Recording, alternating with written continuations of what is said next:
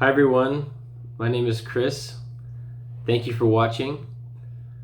I have so much that I would like to share and express, like my beautiful dog Luke, who's under the table and just did an incredible sigh. He's always reminding me to breathe in the way that he sighs. Sometimes we sigh in unison, which is always an incredible experience, or rather, I will sigh and then he will sigh after me. More of an exhale. Sigh is probably not the correct word. And he's taught me that, which is incredible, which leads me into what I want to talk about, which is about my relationship with my dog. And I've never had a human child, and one day I will have human children. But right now I have a 4.5-year-old German Shepherd, and Luke and I have been together since he was 10 months old. He was rescued at 6 months. And then the woman who rescued him, Stephanie Webster, an incredible dog trainer in San Fernando Valley in Los Angeles, came to realize at about 10 months in that she felt he needed a male owner. Or maybe she just needed $3,000. But whatever, I'm super happy. I'm just kidding, Stephanie. So I was looking for a dog, and my friend Rhonda reached out and let me know that Stephanie she had a shepherd. So that's how our relationship was initiated. My intention was really clear. I got really clear that I wanted a dog, and he showed up really quickly. Right, Papa? So the lessons of unconditional love that I am receiving, the lessons in responsibility, his reflection of patience, his just total lack of attachment to, I guess, his emotional experience. It's not that he doesn't have an emotional experience. He clearly has an emotional experience, but there's certainly a lack of attachment. He's able to let go very quickly and go into the next moment, and he's not resentful or really expecting me to be any way. And his degree of self-worth is incredible. It is so incredible. He is so worthy of whatever he's worthy of in his mind, right? Which probably shows up very differently than I would imagine. But he's constantly showing me that whether it's food or water or walk, it's a constant reminder that he's aware that he has needs, and he's aware that those needs need to be met, and he's aware that and it's pure instinct, I imagine. He is somehow cognizant because we're in this pack. There he is. Hey, Papa. What's up, buddy?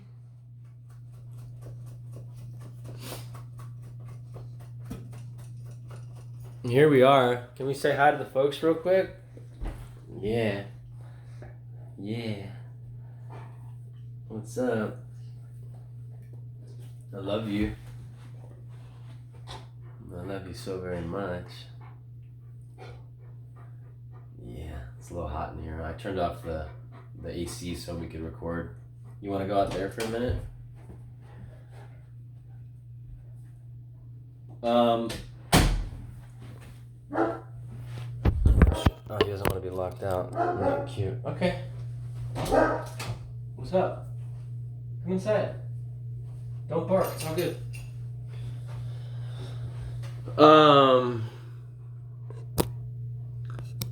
So that awareness that he brings to me is radical.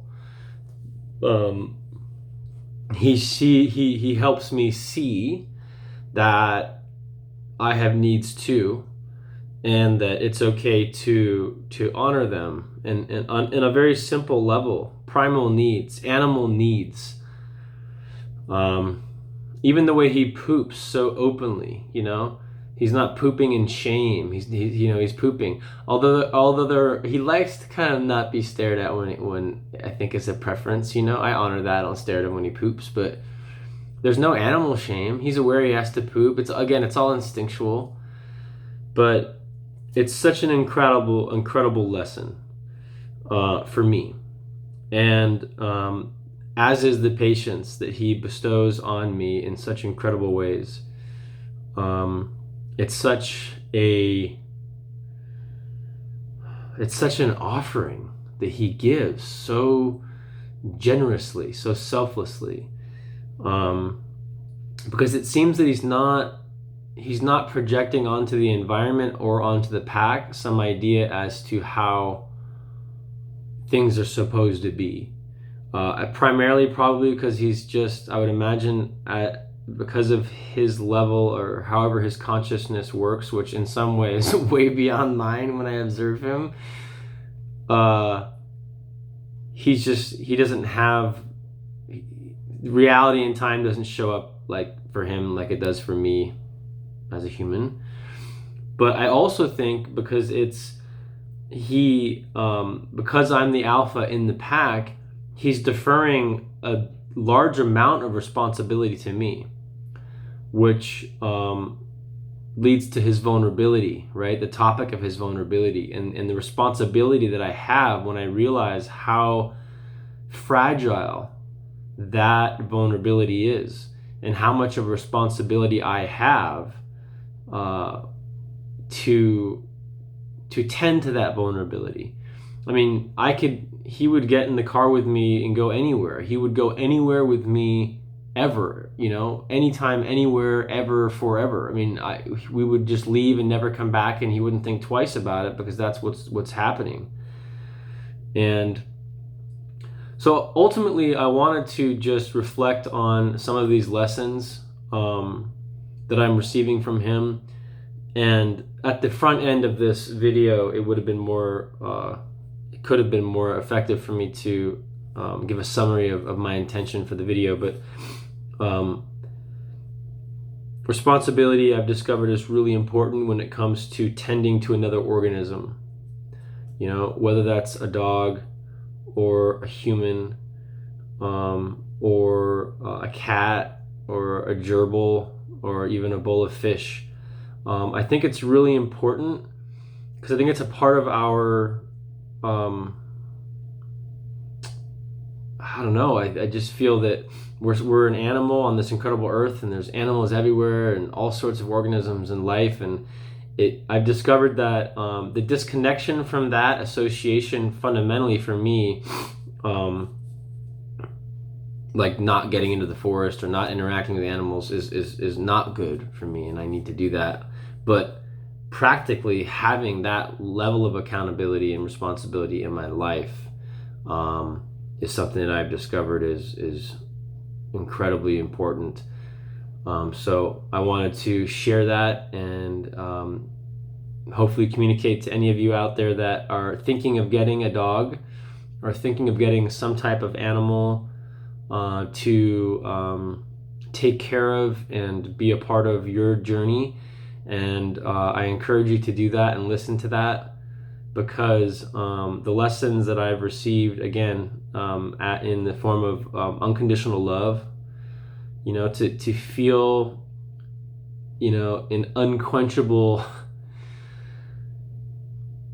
presence within me that's aware that I would do anything for Luke, anything within my capacity to help take care of him or nurture him or do anything I can to absolve him of any pain, and then also the understanding that there's degrees of that I have no control over, and the power of that and what it's teaching me in terms of letting go and understanding what my limitations are as it relates to how I can help people, right, Papa?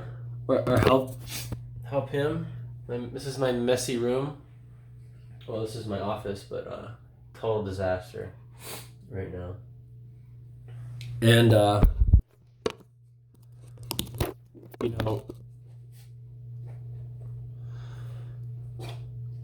unconditional love, that lesson, wow. Again, I don't have children, not yet, so that's a first, and it's so juicy and wonderful, and then it comes with such a level of confrontation.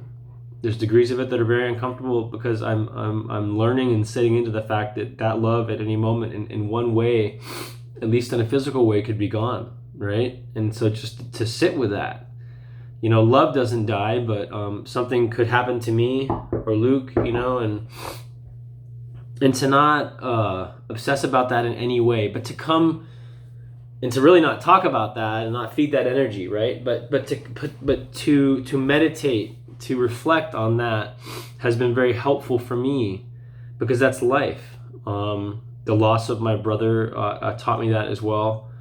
But there's something very unique about the vulnerability of an animal or a newborn child, I would imagine, where when it's all on you and they are 100% dependent on you, it is an incredible experience. So I encourage you, if you're considering getting an animal, to pursue that and follow your instincts and your heart on that.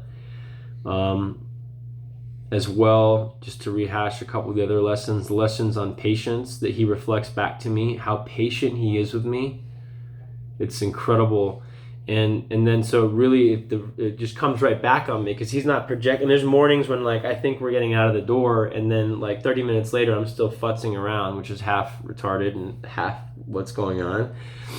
Part of that's a focus issue, but he's just following me around. He's not projecting. So when I realize that, he's not resenting or he's not upset, he's just okay, I think there's a degree of instinctual, oh, we're going, oh no, we're not. But so it constantly brings it back on me. I realize that I'm putting onto him, oh, bad dad, or I should get out of the house, or I'm being unfocused, or so it just brings it back on me, because he's not sitting there resenting me. He's not upset with me, but I'm assuming that he is. I'm projecting onto him that he is.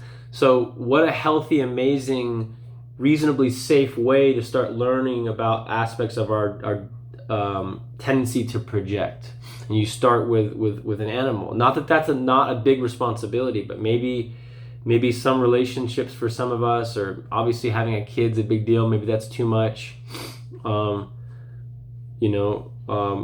We're always working with projection, and I am in my relationships. Any relationship, you're going to have that opportunity to see that reflection. But there are ways, there are baby steps, and I think animals are also a really wonderful way to start working with a deeper awareness of your projection, because it's really clean like that. They can't really talk to you, and it's confronting, which is good. So the patience, the unconditional love, the self-worth, that he is clear that he's worthy of these needs, and we all have needs. We have needs. And so as I watch this animal, extreme ways, watching toddlers, it's they're clear on what they need and what they want, and they're gonna raise hell until you